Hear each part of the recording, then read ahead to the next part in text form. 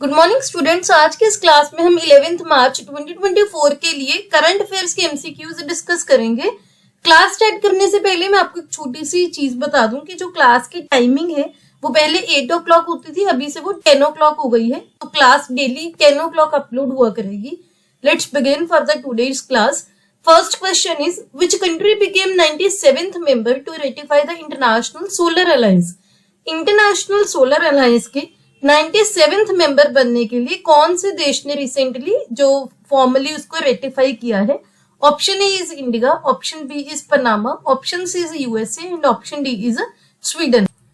यहाँ पर आप देख सकते हैं कि कौन सा देश है जो 97th मेंबर बना है रेटिफाई करने वाला इंटरनेशनल सोलर अलायंस को, वो है पनामा। यहाँ पर आप पहले पनामा की लोकेशन देखिए।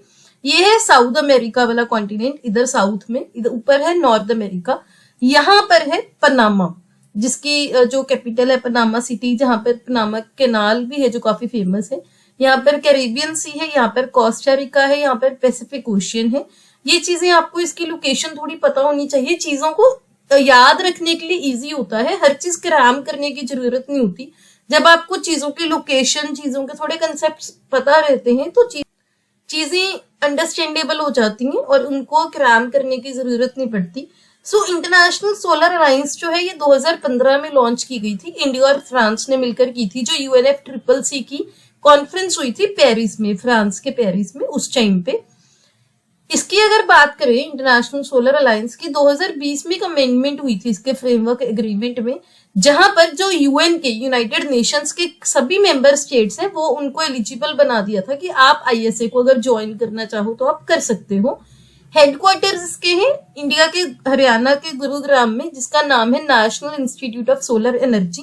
इंटरनेशनल सोलर अलायंस क्या है? एक action oriented member driven collaborative platform है जहां पर सोलर एनर्जी की टेक्नोलॉजी, इसकी डिप्लॉयमेंट को बढ़ाया जाएगा। सोलर एनर्जी की टेक्नोलॉजी को हम कहाँ ज्यादा उसको यूज कर सकते हैं, इंप्लीमेंट कर सकते हैं, उसको बढ़ाया जाएगा। बेसिक मोटिव यही है। सोलर एनर्जी का एक्सेस हो गया, एनर्जी सिक्योरिटी को इंश्योर करना है, एनर्जी ट्रांजिशन को ड्राइव करना है, जो भी इसके मेंबर कंट्रीज हैं वहां पर।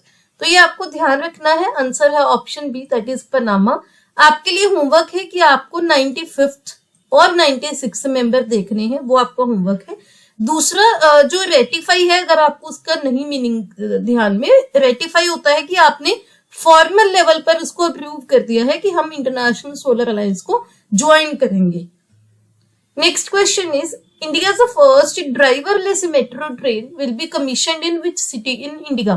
भारत की पहली ड्राइवरलेस मेट्रो ट्रेन जो कि बिना ड्राइवर के चलेगी, वो भारत के कौन से शहर में कमीशन की गई है? Option A is Delhi, option B is Kolkata, option C is Bengaluru and option D is Agra. यहाँ पर आप देख सकते हैं इंडिया की पहली ड्राइवरलेस मेट्रो ट्रेन जो है ये बेंगलुरु जो है वहां आएगी। नई ड्राइवरलेस ट्रेन में कौन सी टेक्नोलॉजी यूज की जाएगी? CBTC, जिसकी फुल फॉर्म है communication based train control system. ये एक मॉडर्न कम्युनिकेशन बेस्ड सिस्टम है जो कि रेडियो कम्युनिकेशन को यूज करेगा, टाइम पर जो है जो भी इंफॉर्मेशन है उसको ट्रांसफर करेगा, ट्रेन को कंट्रोल करेगा। नई ट्रेन जो है ये आर्टिफिशियल इंटेलिजेंस को भी यूज करेगी सेफ्टी पर्पसेस के लिए, तो ये आपको ध्यान रखना है। आंसर है option C, that is Bengaluru. Bengaluru है इंडिया के कर्नाटका में। Next question is the methane SAT has been launched by which of the following? Methane SAT जो है इसको किसने लॉन्च किया है? Option A is Google, option B is Meta, option C is Reliance and option D is SpaceX। यहाँ पर आप देख सकते हैं मीथेन SAT जो है ये SpaceX के द्वारा लॉन्च किया गया है, जो कि इलॉन मस्क की कंपनी है। ये सैटेलाइट ऑर्बिट में लॉन्च किया गया सो दैट वो वहां पर मीथेन गैस को ट्रैक करेगा। मीथेन का गैस का जो फॉर्मूला रहता है वो है CH4। जो एंटिटी है मीथेन SAT के पीछे जो भी काम कर रही है वो है इन्वायरमेंटल डिफेंस फंड, जो कि एक US based non profit environmental advocacy group है।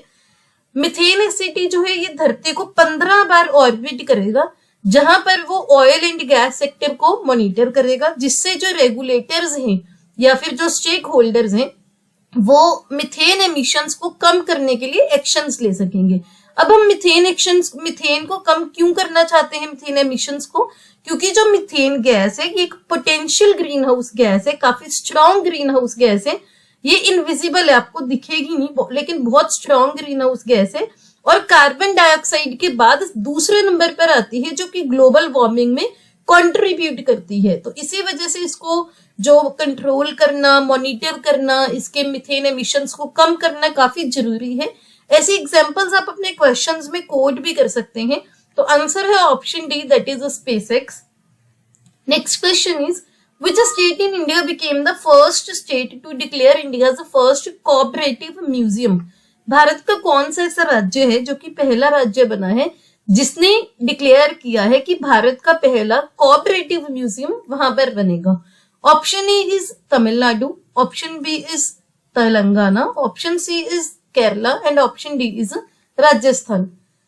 यहाँ पर आप देख सकते हैं इंडिया का पहला कोऑपरेटिव म्यूजियम जो है, जो कि कोऑपरेटिव्स को ही डेडिकेट होगा, वो केरला के कोयिकोडे में या कोझिकोडे में बन रहा है।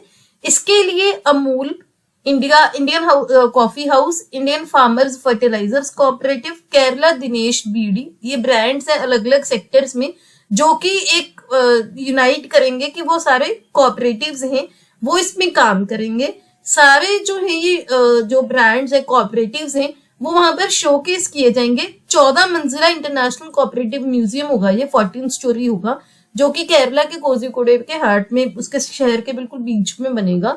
ये डेस्टिनेशन होगी जहां पर आप इंडिया के कोऑपरेटिव मूवमेंट के बारे में भी सीख सकोगे। तो ये आपको ध्यान रखना है। ऐसे एग्जांपल्स भी आप कोट कर सकते हो। Option C, that is Kerala, is the answer. आपके लिए होमवर्क है कि आपको देखना है कि जो कोऑपरेटिव्स होते हैं वो भारत में किस आर्टिकल के अंडर आते हैं या उसके लिए जो भी कॉन्स्टिट्यूशन की प्रोविजंस है वो आपको देखनी है। Next question is which ministry launched national cooperative database in India? कौन सी मिनिस्ट्री ने नेशनल कोऑपरेटिव डेटाबेस जो है वो इंडिया में लॉन्च किया है? Option A is ministry of cooperation, option B is ministry of finance, option C is ministry of commerce and industry and option D is ministry of defence. यहाँ पर आप देख सकते हैं नेशनल कोऑपरेटिव डेटाबेस जो है ये इनॉग्रेट किया गया है मिनिस्ट्री ऑफ कोऑपरेशन के द्वारा। इसके अंदर सारी इंफॉर्मेशन प्रोवाइड करेगा जो भी कोऑपरेटिव सेक्टर के बारे में होगी, जैसे कितने किसी भी राज्य में कोऑपरेटिव्स हैं, कितने केंद्रीय शासित प्रदेश में कोऑपरेटिव्स हैं, अलग अलग सेक्टर्स में कितने कितने हैं। अभी जो इंडिया में 8 लाख से भी ज्यादा रजिस्टर्ड कोऑपरेटिव्स हैं जहां पर 30 करोड़ जो लोग हैं उसमें कनेक्टेड हैं। तो ये आपको ध्यान रखना है। आंसर है option A, that is ministry of cooperation. Next question is exercise Dharma guardian is conducted between India and which country? Exercise Dharma guardian जो है ये इंडिया और कौन से देश के बीच में कंडक्ट की जाती है? Option A is France, option B is Japan, option C is UK and option D is Russia. यहाँ पर आप देख सकते हैं रिसेंटली 5th एडिशन हुआ है जो सालाना धर्म गार्डियन एक्सरसाइज होती है इंडिया और जापान के मिलिट्री के बीच में, वो हुई है राजस्थान में। ये जो एक्सरसाइज है ऑल्टरनेटिवली यानी कि एक साल इंडिया में होती है, एक साल जापान में। अभी जैसे 2024 में इंडिया में हो गई तो नेक्स्ट ईयर ये जापान में होगी। ये वहां से एक पिक्चर जो है वो मैंने यहाँ पर लगाई है। यहाँ पर आप फ्लैग देख सकते हो, ये इंडिया का हमारा फ्लैग है तिरंगा और ये जापान का फ्लैग है। ये इनकी मिलिट्री जो भी इन्होंने पार्टिसिपेट किया है उनकी पिक्चर है। तो यहाँ पर option B, that is Japan, is the answer. Next question is the Miss World event 2024 was recently held in which country? Miss World 2024 event जो है ये कौन से देश में हुआ है? Option A is India, option B is चेक Republic, option C is Poland and option D is Lebanon.